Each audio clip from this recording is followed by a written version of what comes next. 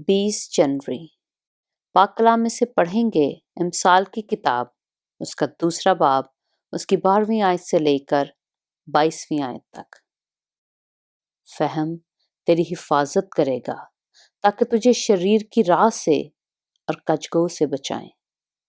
जो रास्तबाजी की राह को तर्क करते हैं ताकि तारीकी की राहों में चलें,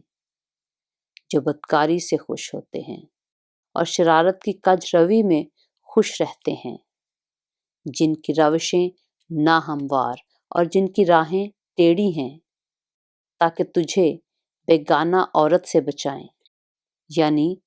चिकनी चुपड़ी बातें करने वाली पराई औरत से, जो अपनी जवानी के साथी को छोड़ देती और अपने खुदा के अहद को भूल जाती है, क्योंकि उसका घर मौत की उतराई पर है और उसकी राहें पाताल को जाती हैं। जो कोई उसके पास जाता है वापस नहीं आता और जिंदगी की राहों तक नहीं पहुंचता, ताकि तू नेकों की राह पर चले और सादकों की राहों पर कायम रहे, क्योंकि रास्तबाज मुल्क में बसेंगे और कामिल उसमें आबाद रहेंगे, लेकिन शरीर जमीन पर से काट डाले जाएंगे और दगाबाज उससे उखाड़ फेंके जाएंगे।